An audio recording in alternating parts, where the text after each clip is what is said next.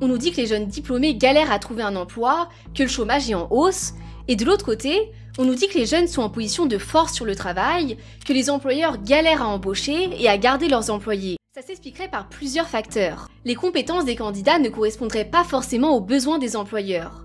Par exemple, alors que les filières techniques n'ont pas trop la cote chez les étudiants, en parallèle, il y a 7500 postes disponibles rien qu'en région parisienne. Il y a aussi bien sûr la tentation de beaucoup de Français de profiter du chômage. Mais l'explication vient aussi d'un aspect géographique. Vu qu'alors que la plupart des diplômés se concentrent dans les grandes villes, beaucoup d'entreprises qui galèrent à recruter sont plutôt en zone rurale. Et vient s'ajouter à ça, comme on l'a vu, des jeunes qui ont des attentes élevées en termes de salaire et de conditions de travail, ce qui les incite à tout simplement refuser de travailler dans des postes qu'ils voient comme précaires. Et en vrai, même si tout ce qu'on entend dans les médias sur le monde du travail actuel peut être assez déprimant, en fait, tout n'est pas si désespéré que ça. Beaucoup de personnes, même des générations plus anciennes, sont en réalité aussi contentes des revendications qu'apporte la Gen Z pour améliorer les droits des salariés. Peut-être que ce sont eux qui ont raison au final, s'interroge la commerçante.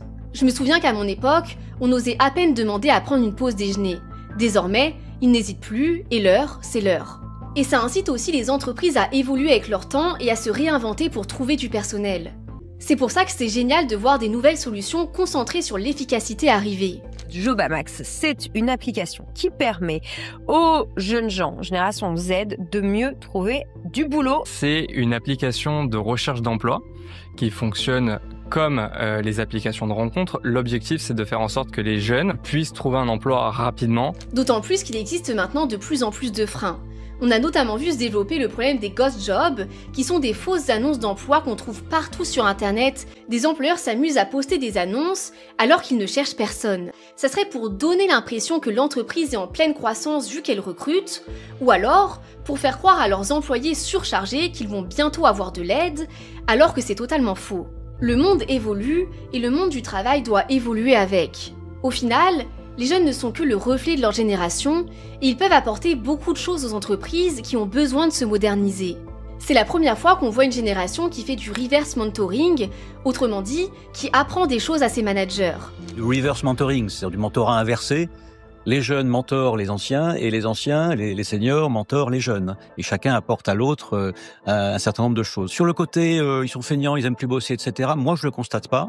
Parce que vu que c'est une génération intuitivement numérique, elle possède beaucoup d'informations sur des domaines qui dépassent parfois ses qualifications initiales. La génération Z, elle est incroyable parce qu'elle est née avec un écran dans les mains, qu'elle a un accès global à l'information. Elle s'épanouit dans cette forme d'immédiateté qui fait que les Z sont finalement des personnes qui sont capables de prendre des décisions très rapidement. Au final, même si la Gen Z doit elle aussi parfois se reconnecter à la réalité, c'est vrai qu'elle a aussi beaucoup de choses positives à apporter. Et je pense que c'est important de prendre du recul et de relativiser les choses. Parce que dans le fond, ces critiques sur la paresse des nouvelles générations ont toujours existé. Mais maintenant, avec les réseaux sociaux et le fait que n'importe qui peut prendre la parole et raconter son expérience, ça crée un effet de loupe, de zoom, où on a souvent l'impression que le phénomène est beaucoup plus gros qu'il ne l'est en réalité.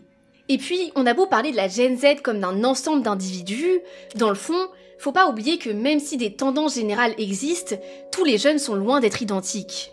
L'important, c'est surtout de comprendre que ces jeunes représenteront bientôt la majorité des travailleurs. Alors, plutôt que de les critiquer, de les accabler et de vouloir les forcer à vivre dans un monde du travail qui est maintenant dépassé, on ferait peut-être mieux de les écouter.